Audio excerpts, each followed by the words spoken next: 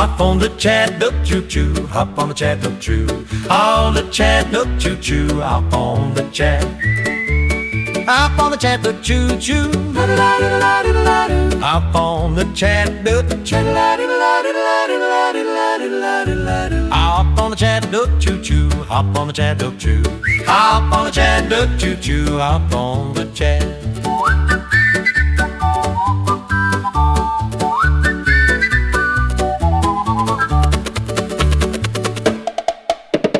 Hop on the Chat.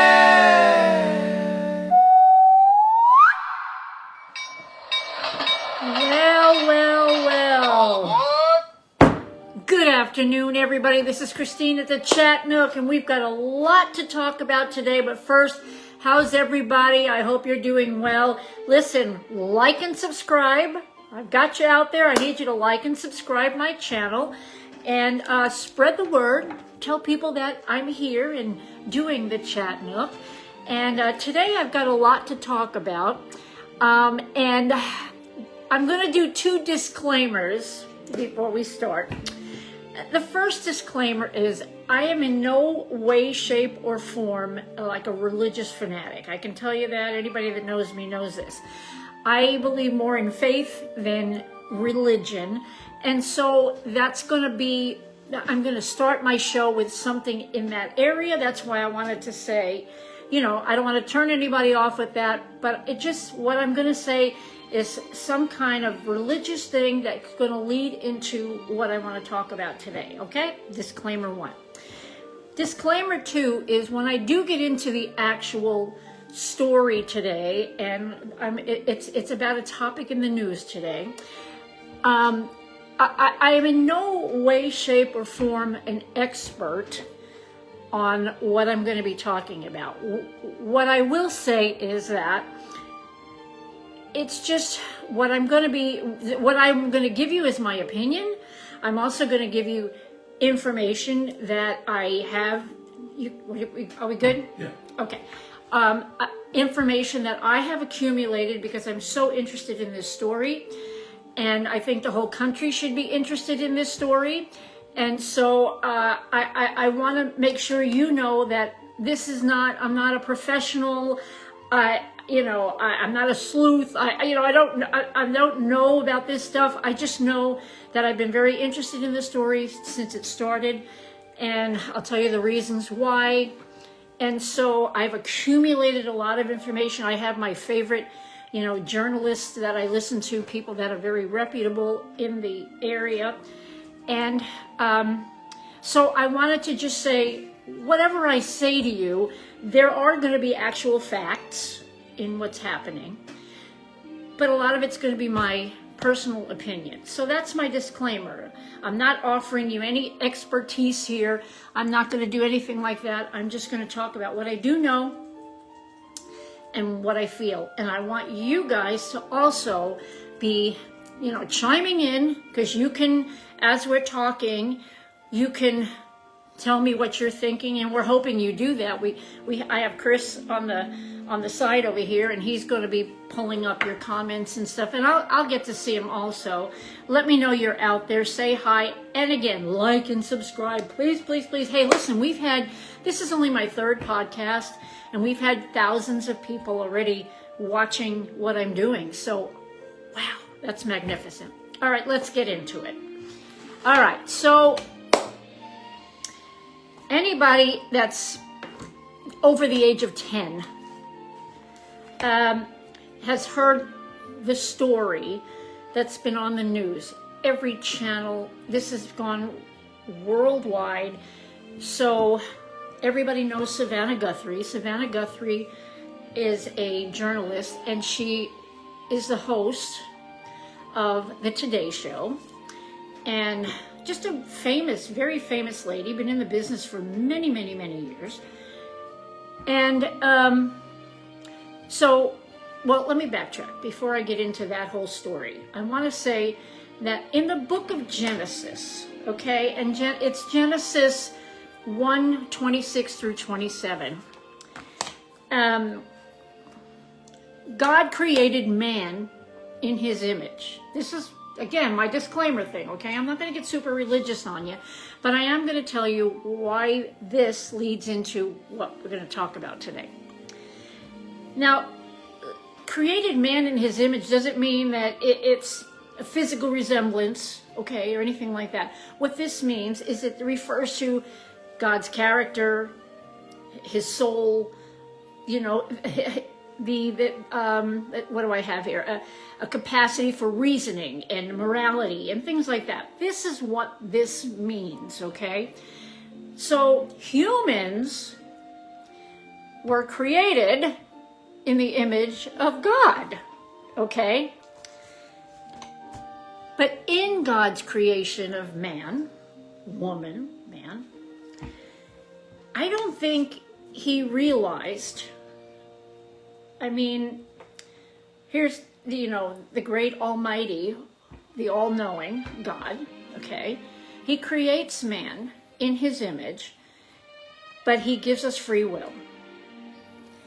And it is that free will that leads people to do evil, heinous, unbelievably crazy things to other human beings. Now, we can see that in so many things on the news. You can't watch the news anymore and not know about, you know, school shootings and rapes and murders and, you know, all of this wars, all of this stuff is like insanity. And to me, it's because people choose to be evil. I mean, there's no other way to say that. People just choose to be evil. So now let's jump to a very current, like literally going on right now, okay? The story of Nancy Guthrie. Now, again, I'm always a connect the dots person. So I'm saying man's created in the image of God, and now we go to this story about Nancy Guthrie.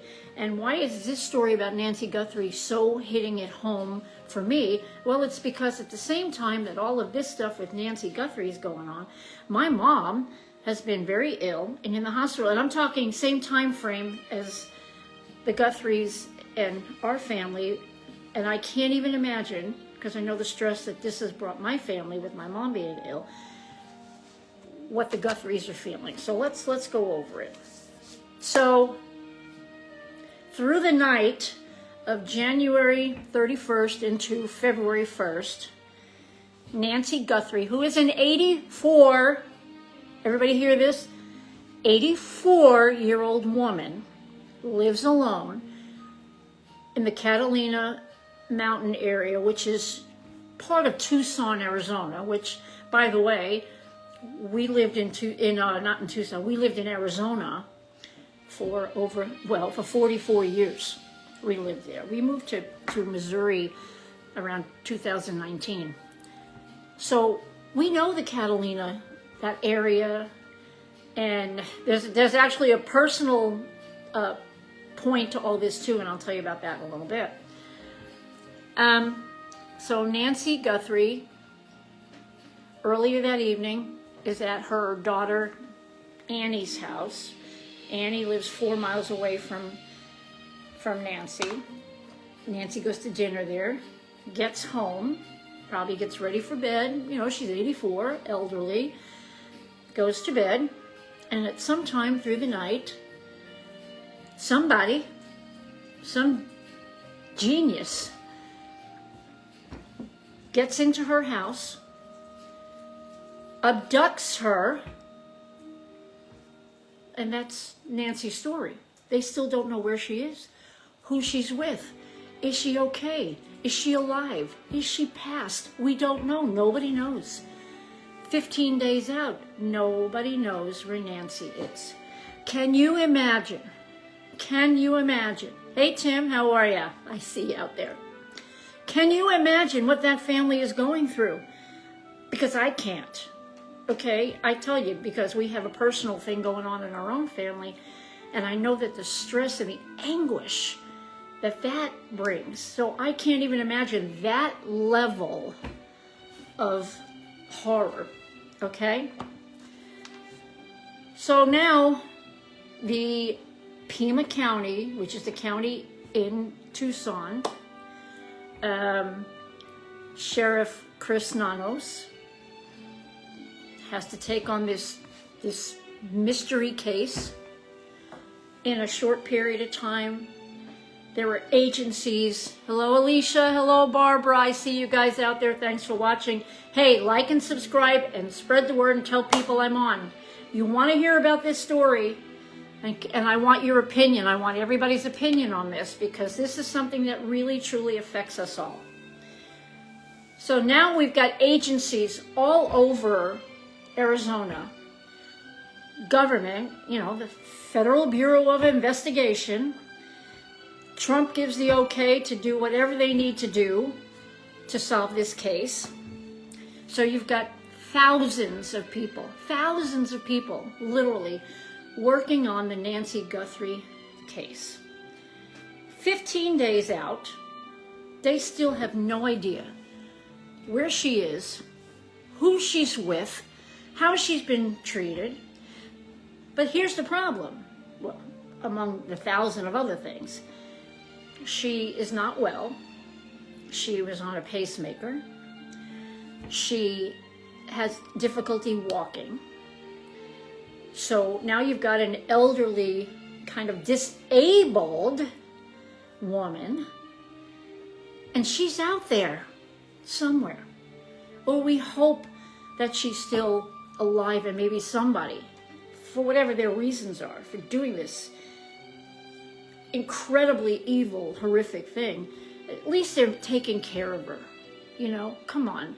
I mean, it just seems, how heinous can you be to just do this in the first place? Okay, so how this hits home with me is that, again, my mom has been very ill. And literally about the same time that Nancy was abducted, my mom becomes very ill. She falls twice in one day. We get the ambulance, take her to the hospital, lots of testing. Then about 4:30, 5 o'clock that morning, she gets to come home. Still not doing well, but kind of sort of recovering. Thursday, that was Monday, Thursday, she is just having horrific medical problems and hemorrhaging from somewhere. And so we call the ambulance. Mom goes back to the hospital. Mom is still in the hospital. Okay? And so it has been a tremendous stress for our family. And really and truly, we've been really scared about the outcome. And we're still very nervous. And I'm thinking, at the stress level that we're all under, I know what this feels like, and how it just tears you apart to see this. What are those three? There are three. Nancy has three children. Savannah Guthrie, again, the host of the Today Show. And Savannah, by the way, was supposed to host the Winter Olympics and wasn't able to go, obviously, because it was right about the time she would have had to be flying over to Italy to be a journalist, commentator person for the Olympics. And she,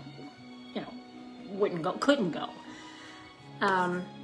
So you've got this story going on every day. Every journalist is hitting this story, telling the story. The problem is, guys, there's nothing to tell.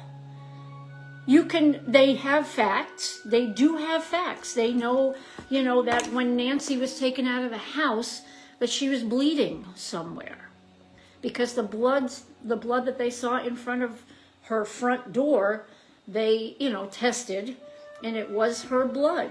They know that. Now, it wasn't like profuse bleeding, but she was bleeding from somewhere. They know that. They have facts. Now they have, all of a sudden, what happened is that she has these Nest cams at her house, which she didn't have the subscription to keep them, rolling all the time. So what they didn't know at the time was that the company can still take those cameras and get images even though the cameras aren't rolling. It's amazing what technology can do today. So they send the Nest cams off to the company, and they find out that, what do you know? We've got a person. They're actually able, you've probably seen it all over the news. If you've got a phone, if you've got a computer, you've seen it. This image of a guy in like a balaclava mask. He's got a backpack. I mean, they've got the guy. They know the guy. They don't know the guy. I take that back. They don't know the guy. They just know that of the guy. They can see, now they know that he's like 5'10"-ish, and, you know, kind of his weight. They're kind of figuring these details out.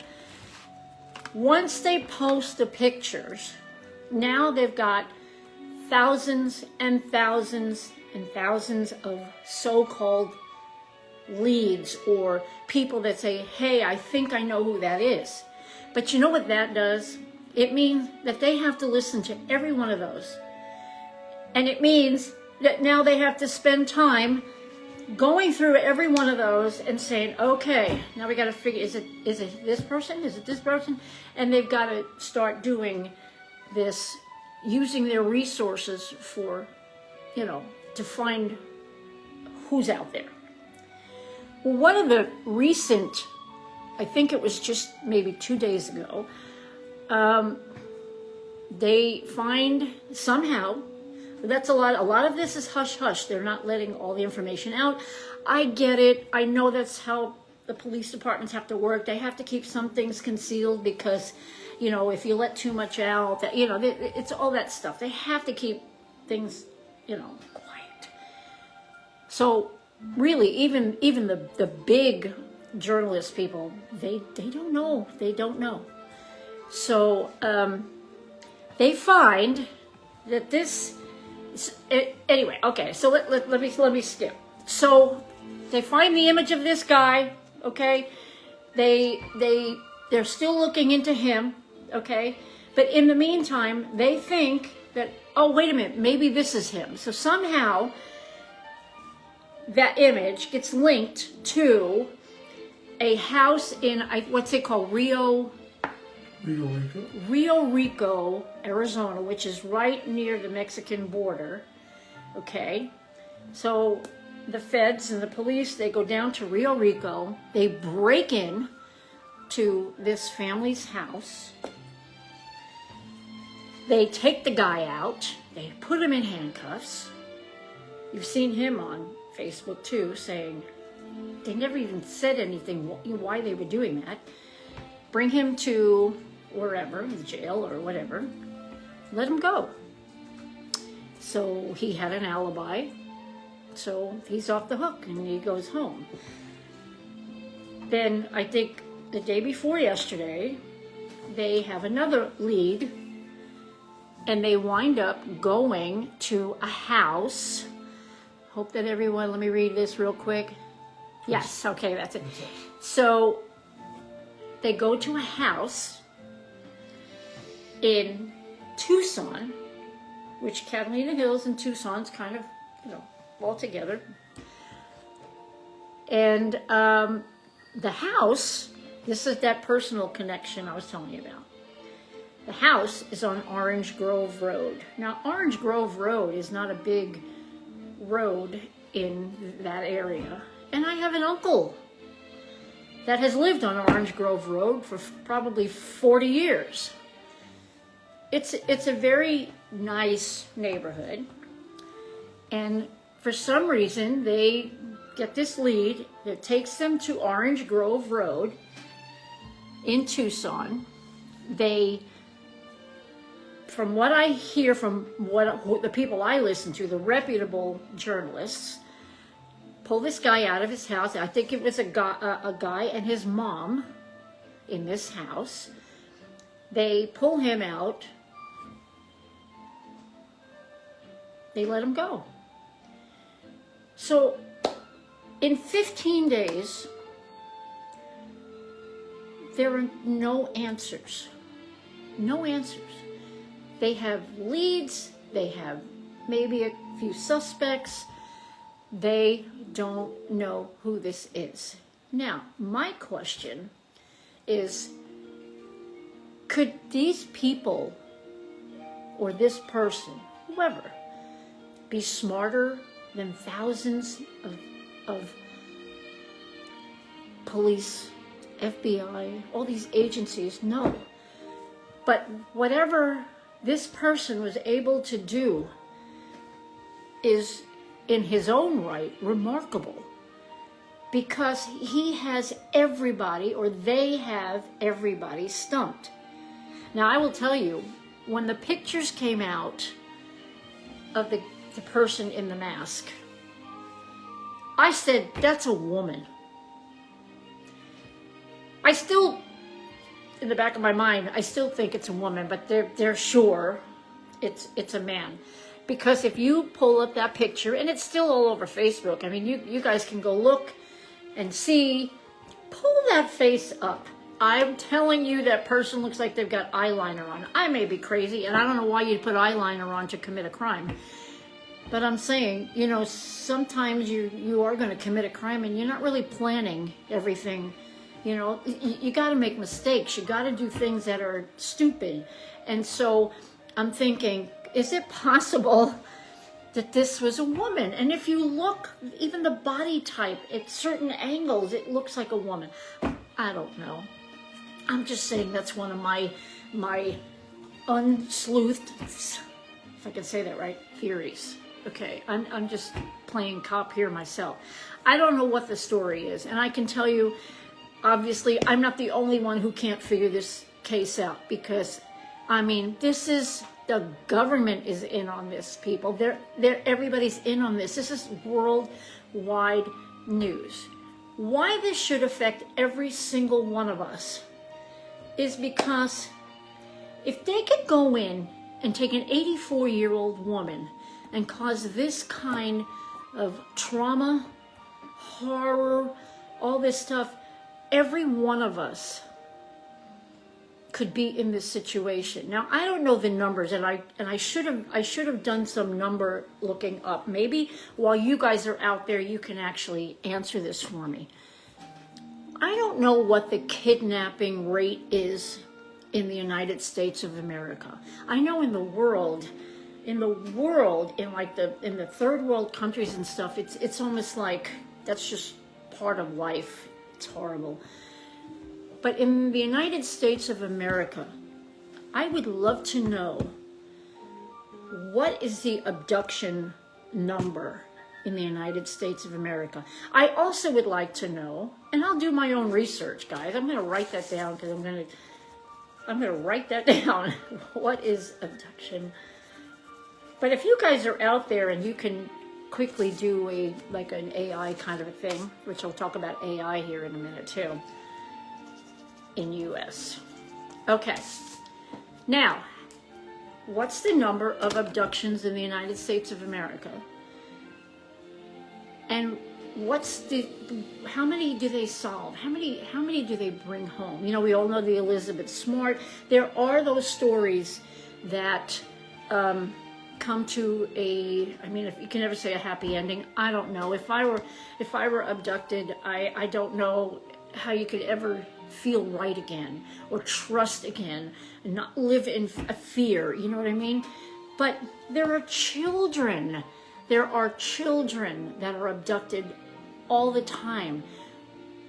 What is the lifelong, if they live, if they're rescued, what in the world is the lifelong effect of something like this? And I have a feeling, without looking it up, that the abduction numbers are outrageous, which means it could affect every single one of us. I will tell you this, that I live in an adult community and never feared being in this house by myself. Never. And a lot of times hubby's working late, like into the morning, and I'm here. And I never was afraid to be here until this case, because it has affected me so much that I'm thinking nobody is safe. So now I'm deadbolting, I'm doing all this stuff because I'm like, if they can go in and take an 84-year-old lady who's got a lot of problems, okay, a lot of problems, and take her and have her all this time, which, you know, there's a huge part of all of us that says, my God, we hope Nancy's still alive. And we hope that in some crazy way, they've taken care of her, fed her. You know, she needed medicine. If she's passed, then God rest her soul, because that was a horrible way to go. But we're not safe. And that goes back to what I started with. That in the image of God, He tried to create us in His image. Well, I'm sorry, people, but that's not how the world turned out. Now, in my little circle of family and friends, I thank God for not giving us that evil, okay? I've got very wonderful people in my life. People who wouldn't think of hurting someone else. They don't go there. I mean, we don't think that way. We're not crazy people that are trying to hurt people.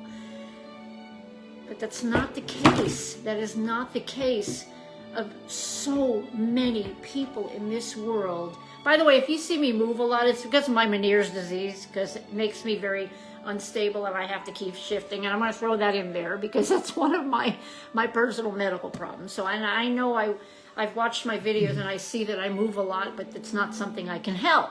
So there you go. Just wanted to put that out there. Yes. So looked up a little information. Yes. Going back, there are several different sources and some conflicting numbers, but in 2022, okay, there were approximately 53,000 kidnappings reported. 53,000 53,000 in the United States. kidnappings in the U.S. And they say about 2/3 of those are non-family related. These are stranger abductions. Really? Okay, did everybody hear that? Okay, so what Chris just said was, in 2022, which I'm sure there's a more recent number, 53,000, I didn't say 53, and I didn't say 5,300, I said 53,000 kidnappings happened in the United States, just in the United States, 53,000. And 2/3 are what? Non-family. Non-family. But now, of those 53,000, does it tell you how many people were rescued? No, I didn't get a chance to look that far into because it. that, I would be curious to know how many. There's a happily ever after kind of a thing, which honestly, like I said, I don't think that you could be kidnapped and go through that kind of trauma and live happily ever after. It would, I'm sure, affect you for the rest of your ever-loving life. Okay, so let's talk about the Guthrie kids. Now, I watch a lot of crime documentaries. As a matter of fact, I've watched a couple recently that I'm going to tell you about. Wow, people really are evil. They're just insane. My 2 documentaries I'll tell you about. Okay. So, because I watch all of these crime documentary things, sometimes just several episodes, sometimes just a straight documentary, but I love that because it just intrigues me, like, how can people be so evil? How in the world do their minds think like this? I don't understand, but it intrigues me. So, when I first heard the story 15 days ago, the first thing out of my mouth, and I'm going to be honest, it's one of the family members. Because that's honestly, when they talk about abductions, they usually say you start on the inner circle. The inner circle is your family or whoever you're living with at that time. That's your inner circle, and that's where every investigation in an abduction starts. And I said, it's going to be one of the kids or a grandkid or not knowing anything about the case. It's just where my head went, because a lot of what I watch, that's what happens. Now, with the investigation, when all the inner circle is cleared, then they start working, expanding that circle. Okay, and then they go out and they start finding things. And so I've always had this thing in the back of my head that had to have been somebody in the family. But as far as I know, again, I'm not an expert, just what I'm hearing, they were ruled out. They were ruled out. There was a time when there was a lot of suspicion going on at, her name is Annie Guthrie, it's Savannah's sister. There was, they had police tape around and cars were taken for, they were towed away and all that stuff. And so everybody, But I think all of that there's nothing else said about it. I think if it were them, this case would have been solved or almost solved, or they wouldn't still be figuring out all these other thousands of things coming in and trying to resolve. I don't think they'd be using all those resources if they had who they needed. Who would do that? Who would do that? So anyway, that was my suspicion, but now that's not who anybody thinks it is. All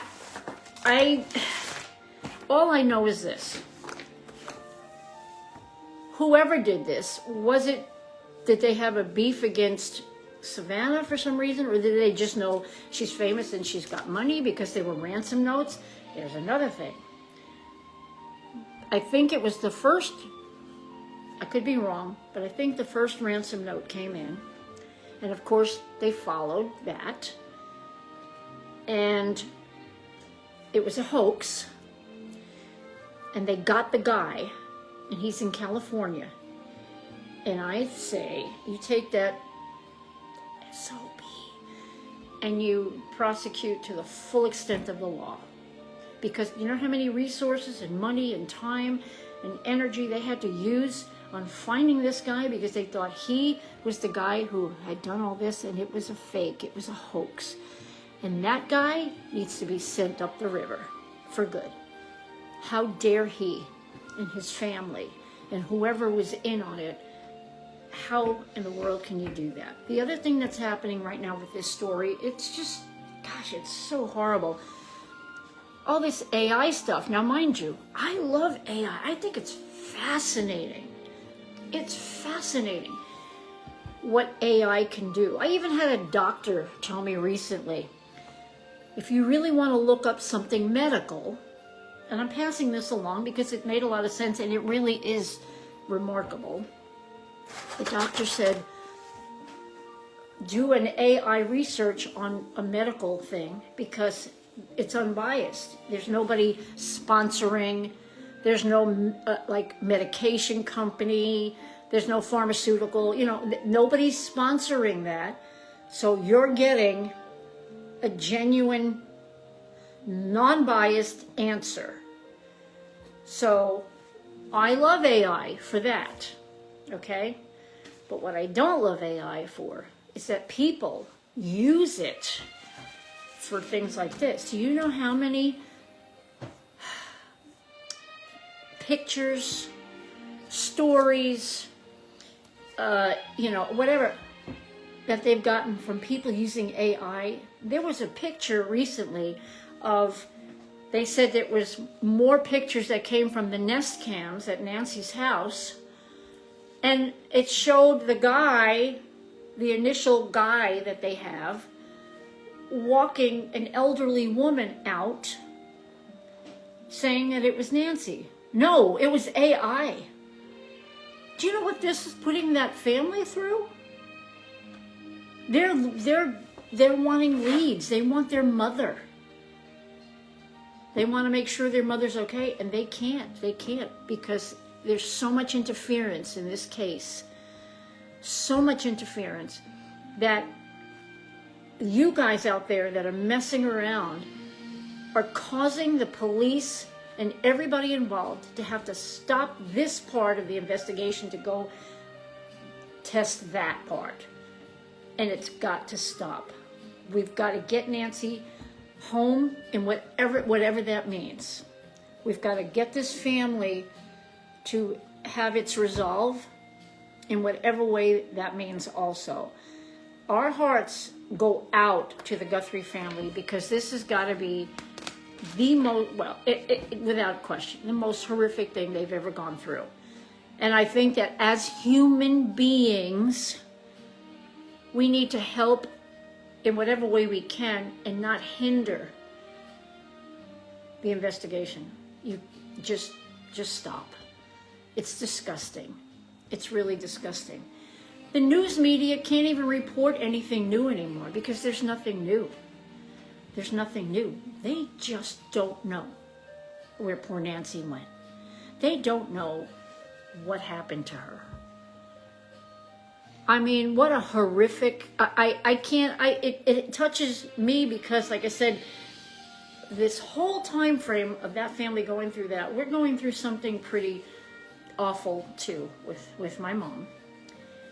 But we still have my mom, and we can see her every day.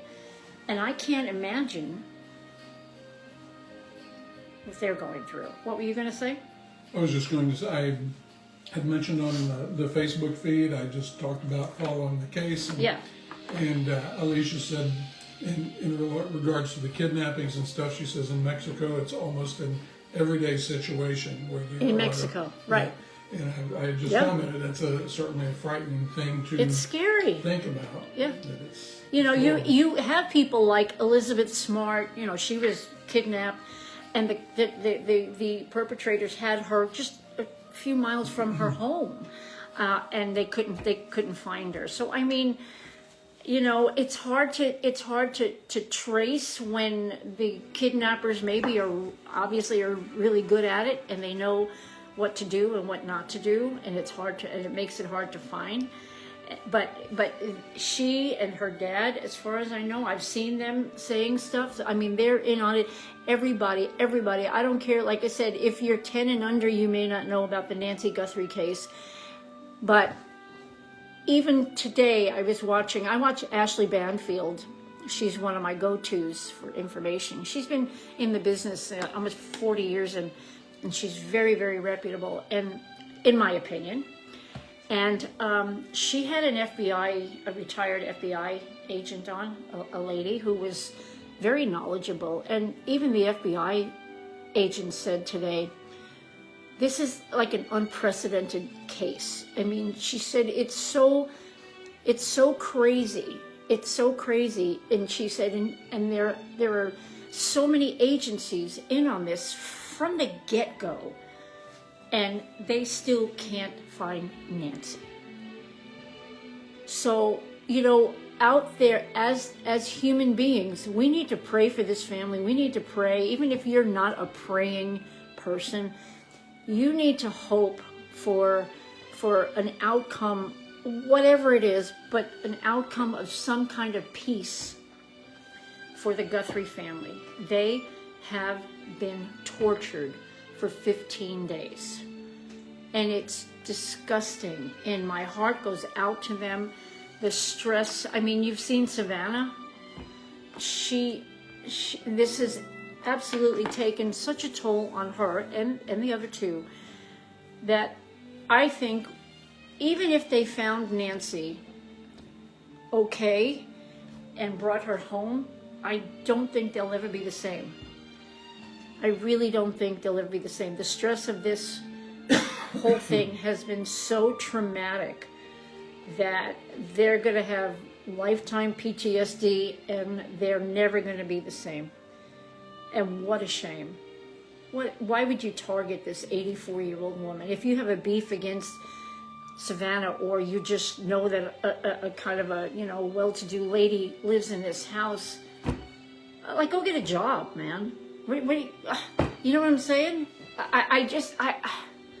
It just boggles my mind. Recently, I watched 2 documentaries. And again, it goes back to evil people and people full of hate. One of the documentaries was about in 1973 in New Orleans, Louisiana. There was a bar. It wasn't even a bar. It was just like a social club, okay? And it was for gay people. Now in 73, you know, I mean, let's face it, guys, to this day, there are still ignorant people that don't accept who you are. Well, let's just face it. In 73, I mean, we were kind of more of the, you know, we got through the 60s, and the 60s was a very revolutionary decade, and they made a lot of strides, you know what I mean, for the future, and strides for the future, and they changed a lot of things, and you know, even Woodstock was all these people that were brought together for, you know, a cause and whatever. But the 60s made a huge impact on the planet and how people fought and how people accepted. That was a big turning point in American history. Now you come to 1973, and in New Orleans, Louisiana, a man bought this, it was like I think it was a 3-story building, and he was a gay man, and he decided that there needed to be a social club for gay people. So he buys the place for very little money, and he makes this nice little, it was on the 2nd level because there was a business on the bottom, I believe. Long story short, a guy who was kind of like, I'm gay, but I don't want anybody to know. He went to this social club a couple of times. I think he was kind of rejected by someone, you know, something really stupid and insignificant. He sets the bottom of the building on fire. And there were 40-something people up in the social club that day, and like 26 of them died. And evil. And he said, well, I didn't mean to kill anybody. Oh, you wanted to just scare them on the 2nd floor? You set every place that they could come down with a fire. Really? I mean, it's just, I don't know. I talk about this stuff and it makes my blood boil. And it just makes me angry. The other documentary, for the life of me, I can't remember right now, but it was another one of these where, I don't know, I'll think about it. But anyway, there was another documentary recently with the same kind of a human element to it that just, I remember sitting there thinking, I didn't know people can be this insane. So, all of that, I want you to keep in mind today what the family is going through, the Guthrie family is going through, and let's just pray and just hope that there's some kind of outcome soon. There are thousands of people working on this every day, 24/7. They're not giving up. They're trying to resolve this for the family so that they can live their life as best they can after this.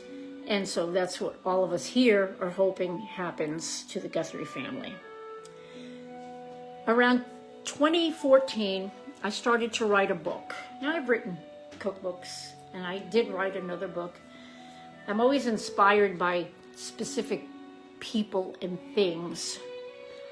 The first book I wrote, it's just a short story. It's called Kisses in the Snow.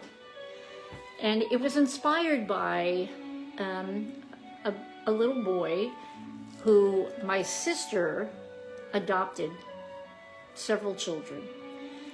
And 4 of these children were from the same family. In a nutshell, the mother was into drugs and had 4 children by the time she was 19. And my sister adopted the 4 children. And the older boy just made an impact on me. The others were really little. They were babies. They were all like little stair steps. And it was the older brother that kind of made an impact on me. And I wrote a book, and it's called Kisses in the Snow. And if you want to know what it's about, you're just going to have to get my book. But it's a story that inspired me to, his story. He kind of represented all the kids in this system. It inspired me to write a book, and I did. Then years later, I started to just talk about humanity and the failures of human beings. And so I started to write the next book. And this book I'm hoping to get published very soon. It's ready to go to the presses, because what's happened is I wrote the book, and then I would go back and I'd change this, and I'd add this, and I'd change this. And for somebody who writes, the worst thing you could do is go back and check your work, because you're going to change everything over and over and over again. So I'm at a point where I don't even like to look at my book anymore, because I know I'm going to go in there and I'm going to change something. I don't want to do that. The point of this is, this book is all about human behavior and what we are capable of and what we shouldn't be capable of, what is not okay. And it's for me, it's like this book is kind of my life's work. This book, when it comes out, I want everybody to get a copy of my book, and I am advertising it right now only because it's talking about what I'm talking about is humanity, and where the heck, when did we lose the battle of humanity? It's very sad. It's very sad. When did we stop listening to God's plan to create man in his image? Yes, you were going to say something. Well, I just was going to go back to your talking earlier about the documentary that you had watched. Yes. And the fire in the building. And yes. Alicia just commented, and she said, ignorance and fear feed hate. Feeds hate. Feeds hate. That's true. Absolutely true. If you fear something, you're going to hate it. And that's why I even tell my grandkids, because I got lots of them, lots of beautiful grandkids. I tell them, because some of them have problems in school and they have some bullying. And I say, the only reason somebody bullies you is because they don't feel good about themselves. They fear you. And I know to a child that makes no sense. But my older grandkids, they agree that is the cause. If you personally fear something, you've got to do something. Hello, Travis. Thank you for coming on today to the Chat Nook. If you've missed any of this, just go on Facebook. You're going to go to the Nook at Hollister. That's the restaurant we had. We're still under that same name. And then on YouTube, it's the Chat Nook. So you can join us either place. And like and subscribe, people. Please like and subscribe. Like I said, we've already had thousands of viewers in just the first 2 podcasts we did. This is number 3. We missed last week because of Mom being in the hospital, and she's still there. But I'm saying that look, am I a perfect human being? No. Are you a perfect human being? No. There's no such thing. But I'm not trying to harm anybody. I'm not trying to do anything that, maybe wouldn't get me into heaven. Because it's one thing, like I said, I'm a faithful person. I'm not religious. I'm a faithful person. And my goal is to someday go to heaven. And I think that you have to earn your way to heaven. And I think that most of this world anymore, they ain't going to heaven. I used to argue with my dad a lot about that. Because he say, well, God's an all-forgiving God, and everybody goes to heaven. And I said, that's horrible. That is horrible. I don't want to think that. I don't want to think that I spent my life trying to be a good person, and they've done all the whatever they've done, and we're going to meet there. That's baloney. And I loved my dad to death. He passed away in 2012. I loved him like I can't even express to you. But my dad was he was a very good man, and he always had these great ideas. But that one I disagreed with. I said, no, I don't want to think that I'm going to the same place as a rapist, a murderer, an abductor, somebody who starts wars. I don't want to go to that place. I don't know about you guys, but I can't imagine, cannot imagine that we're all going to wind up there. It's just, that's a disturbing thought to me. So, you guys, I ask that you do live in what God planned in His image. And we don't have to be perfect, but we gotta be more humanized. We've got to be more aware of people, and we have to be more loving. Recently I heard love is stronger than hate. Love is stronger than hate. And I believe that. The problem is there are still too many people that hate. Whether it's a religious thing, whether it's a color thing, which things like that make me crazy. But love is stronger than hate. And that's what we all need to be living towards, okay? Let's all put out the vibes, the blessings for the Guthrie family.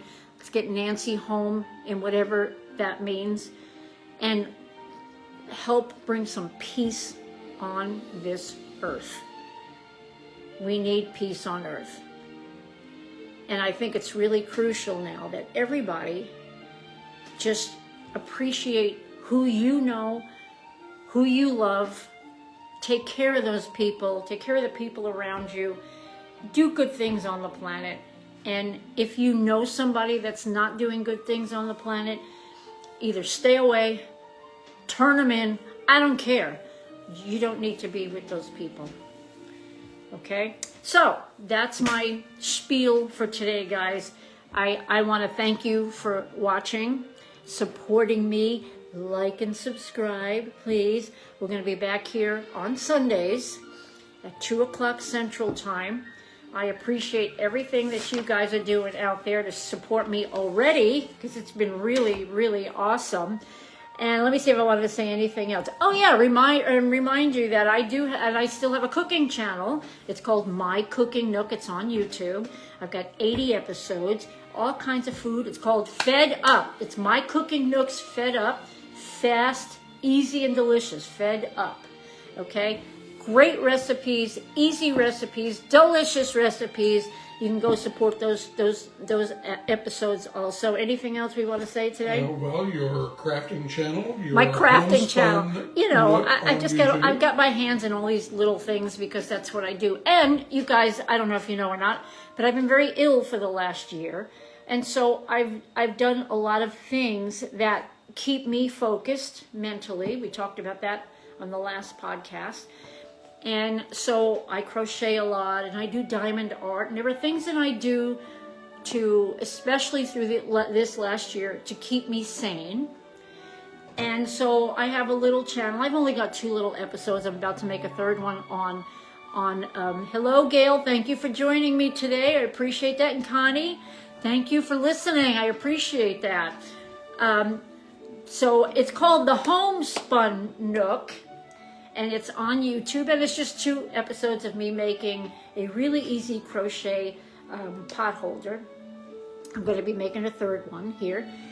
And it's just stuff that I do to keep my sanity, to keep me focused, to keep me not thinking about all the things that I've gone through. I mean, through this year, I have had, I don't know how many trips to the ER, to neurologists and to neurosurgeons, and I mean, and still that book is still continuing to go, but I'm alive and I'm here, and so you know I'm appreciative of life, and that's why I'd like this life to be a good one. So back to what I first started. We were created in God's image, and by golly, everybody, let's do that. Love you all. Thanks for joining me. Bye-bye.